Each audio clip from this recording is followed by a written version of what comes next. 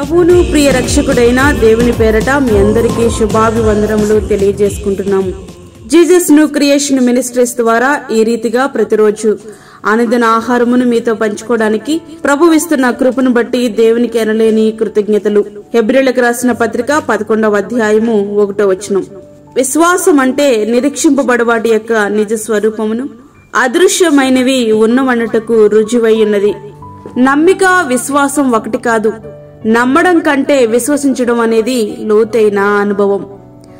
నమ్మిక అనేది విశ్వాసంలోనికి నడిపించాలి. విశ్వాసం అంటే చీకటిలోనికి దూకడం కాదు, గాలిలో మేడలు కట్టడం కాదు.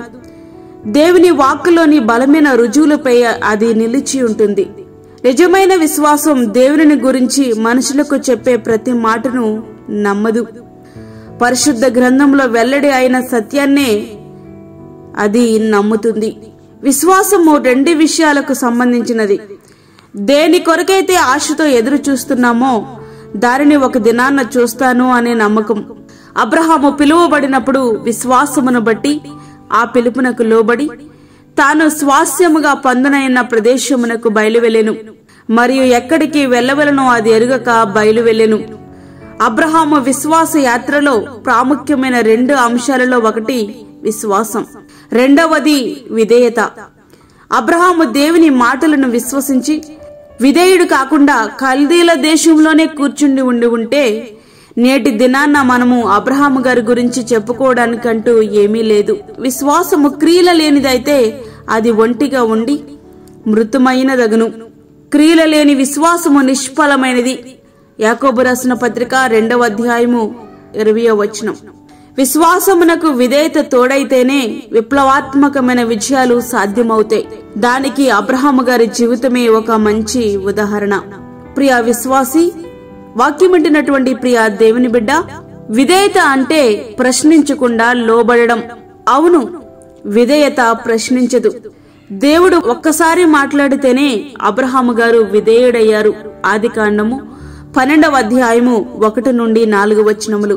ఒక్కసారి చెప్పిన దూత వర్తమానమునకు గొల్లలు విధేయులయ్యారు. లూకా 2వ అధ్యాయము 10 నుండి 17 వచనములు.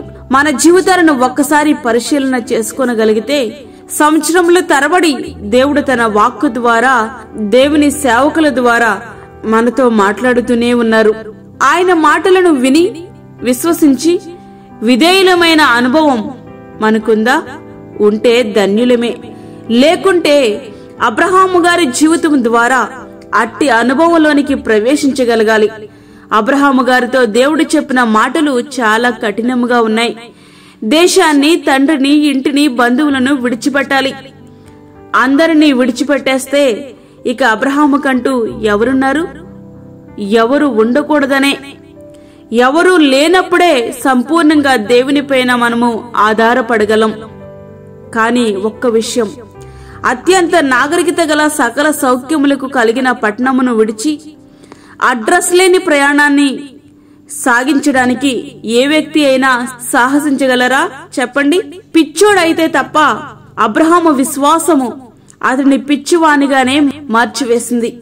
తన భార్య అయిన శారా ఎన్ని ప్రశ్నలు అడిగి ఉంటుందో గదా. తన తండ్రి సహోదరులు ఎన్నెన్ని ప్రశ్నలు వేసి ఉంటారో. దేవుని మాటకు లోబడి ప్రయాణం చేస్తుంటే ఊరు ప్రజలంతా అడుగుతూ ఉండొచ్చు, అబ్రహాము గారు ఎక్కడికి వెళ్తున్నారు అని. అబ్రహాము గారు ఏమి చెప్పగలరు? ఎక్కడికి వెళుతున్నారో ఆయనకు తెలిస్తే గదా చెప్పడానికి. అబ్రహాము గారు పిలువబడినప్పుడు విశ్వాసమును బట్టి ఆ పిలుపునకు లోబడి తాను విశ్వాస్యముగా పొందనైన ప్రదేశమునకు బయలువెళ్ళెను. మరియు ఎక్కడికి వెళ్ళవలనో అది ఎరుగక బయలువెళ్ళెను. హెబ్రీయులకు రాసిన పత్రిక 11వ అధ్యాయము 8వ వచనం.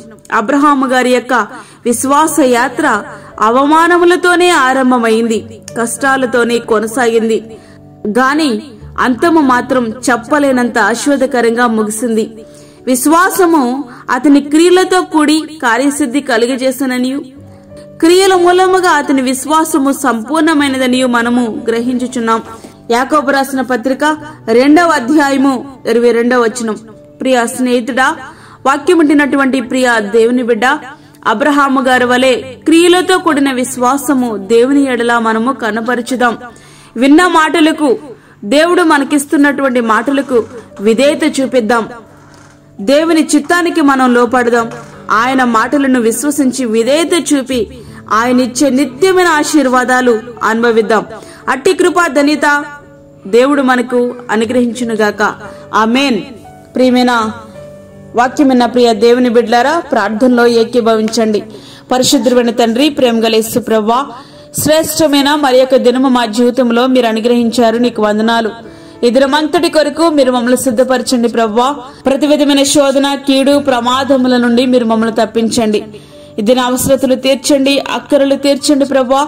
బయటికి వెళ్తున్నప్పుడు, వస్తున్నప్పుడు నీ కాపుదల మా కుటుంబంలో మీరు అనుగ్రహించండి. అలాగే దూరదేశంలో ఉండి ప్రార్థనలు ఏకీభవిస్తున్న ప్రతి ఒక్క బిడ్డను మీరు జ్ఞాపకం చేసుకోనండి.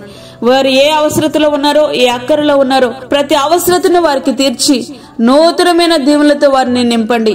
క్రియలతో కూడిన విశ్వాసముతో వారు మిమ్మల్ని వెంబడించుటకు సహాయం చేయండి. గర్భిణీ స్త్రీలను, చంటి బిడ్డలను, వృద్ధులను జ్ఞాపకం చేసుకునండి ప్రభువా. వారికి కావలసిన నూతనమైన ఆరోగ్యమును దయచేయండి. అదే విధంగా గర్భఫలము కొరకు ఎదురు చూస్తున్న నీ బిడ్డలకు గర్భఫలము త్వరలో వారు పొందుకొనుటకు సహాయం చేయండి ప్రభువా. ఈ దినమంతటికి కావలసిన నీ కృపను, నీ సన్నిధిని మాకు తోడుగా ఉంచి, మాకు కాదు యెహోవా, మాకు కాదు, సమస్త మహిమ ప్రభావాలు మీకే ఆరోపించుకుంటూ యేసు పరిశుద్ధ నామమున అడిగి వేడుకుంటున్నాము తండ్రి. ఆమేన్. ఈ యొక్క వర్తమానంలో మీ బంధువులకు, మీ స్నేహితులకు షేర్ చేయండి. దేవుని పనిలో మీరు కూడా పాలిభాగస్తులు కండి. అదే విధంగా మీ ప్రార్థన అవసరతను మాకు తెలియచేయండి. మా ఫోన్ నంబర్ 9177377559. దేవుడు మిమ్మును, మీ కుటుంబమును దీవించునుగాక. ఆమేన్. దేవుని సేవలో మీ సహోదరి. మరిన్ని వీడియోస్ కొరకు మా ఛానల్ని సబ్స్క్రైబ్ చేయండి, షేర్ చేయండి, లైక్ చేయండి. దేవుడు మిమ్మల్ని దీవించునుగాక. ఆమేన్.